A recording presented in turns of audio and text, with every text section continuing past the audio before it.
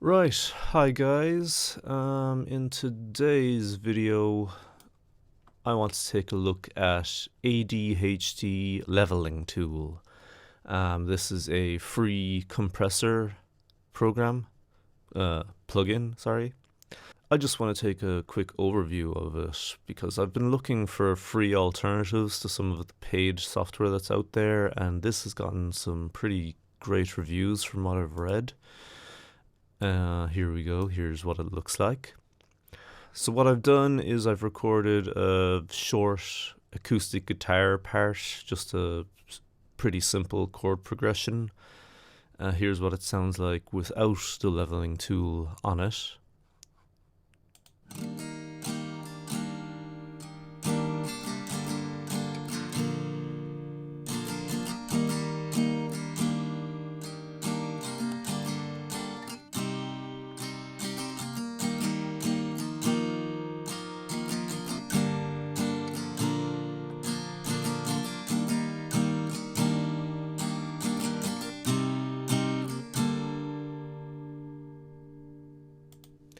Okay, and here's what it will sound like with just the, I think these are the defaults. I don't think I changed anything. Oh wait, I was messing with it a bit earlier. So let's just reset all of these values.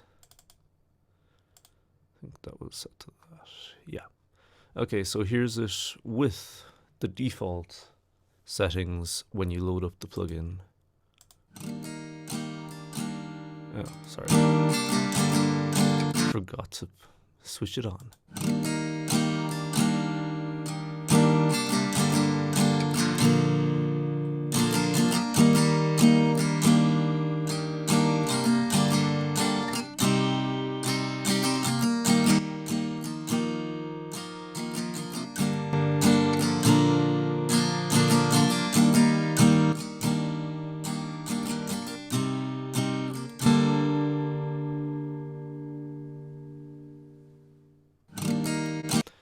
Okay, so you can already hear straight away that it makes the whole thing fuller and adds sustain and makes it warmer.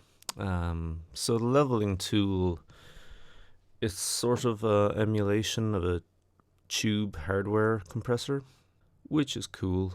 It adds some saturation and has a little bit of tape or not tube distortion when it's driven hard, and you can actually control that and gear more towards it if you want to, using the gain and the drive settings. So let's just go through the settings for a second. The first one here is a meter setting, so it sets what this meter is showing.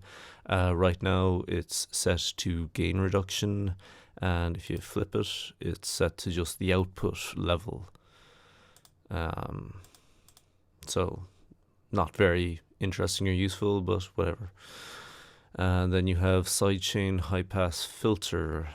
It's set to 50% as default, so this is only really useful if you're doing sidechaining. I don't really do it that often, but supposedly this will help get rid of the pumping effects when you have like bass heavy stuff going through this.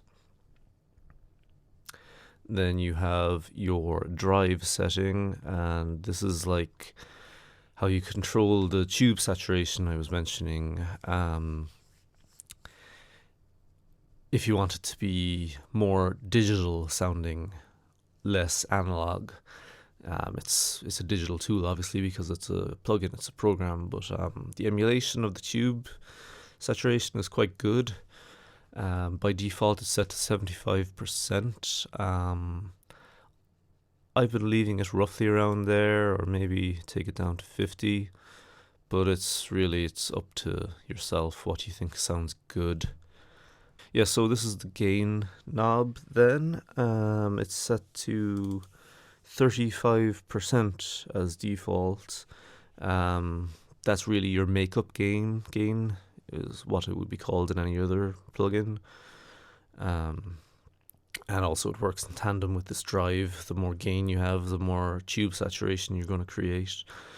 Then you have a VU meter, which, as I mentioned, is controlled by this setting over here, and it's a nice graphical interface.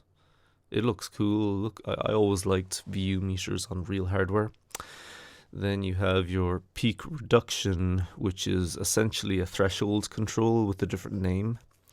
It's set to 35% right now. It's a little bit counterintuitive because I would normally want my threshold setting to be set at a decibel level rather than a percentage of a scale. I don't know.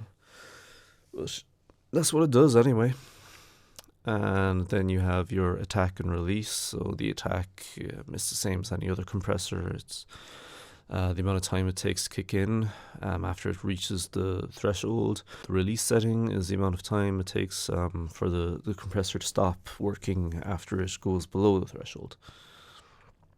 The ratio is the amount of gain reduction, and the default is 4:1. I think I would normally have it 4:1 or 5:1, maybe 3:1 for subtler stuff. And it also gives you the option of a limiter. So you could put this on the master track to get the most volume you can out of the song if you want doing a bit of mastering. But it's probably not the best tool for that, but the option is there. Then you have your dry wet control, and this is essentially should be set to 100% anyway. For if you're compressing a track, you'll have it set to 100%. But if you're doing some kind of parallel compression or some other kind of weird trick, then this could be used. What else do I want to say about it? Again, the graphical interface is cool. I much prefer plugins that look like hardware units. I think it just improves the workflow and makes you immediately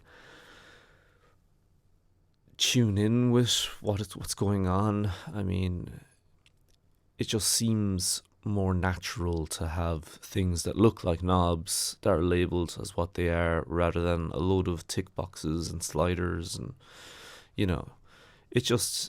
I feel like it's handier to work with something that looks like a real hardware unit.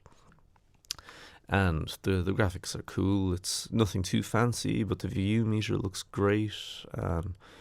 The controls, they look like they should. The kind of chicken head knobs and everything. As far as sound goes, I've been playing around with it a good bit, and there's a lot you can do with it. It's as good as any other compressor I've used, including the paid ones. I like the tube saturation in it. You can go to extremes or you can make it extremely subtle, but it does sound pretty good. Let's just mess around with some settings while this acoustic guitar loops, just to give you an idea of the overall sound of it.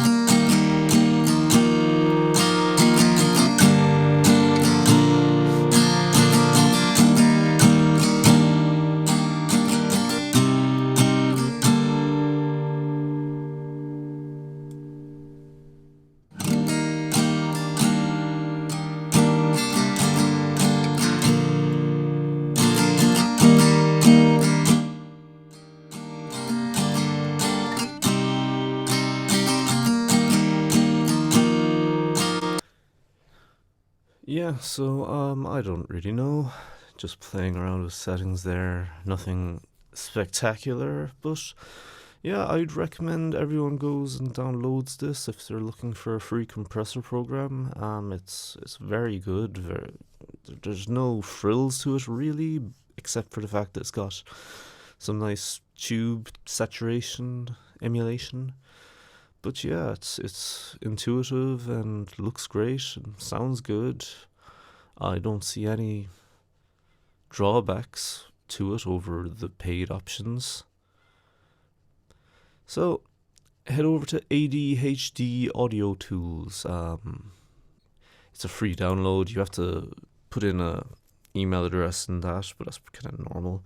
They have some other paid plugins as well. I haven't tried them yet, but they're worth a look. This is probably a marketing tool in order to drive people to go look at their other paid plugins, but we won't fault them for that, obviously. It's a great idea, and it's a great plugin for free. So, thanks for watching. Please like and subscribe, and check back next week.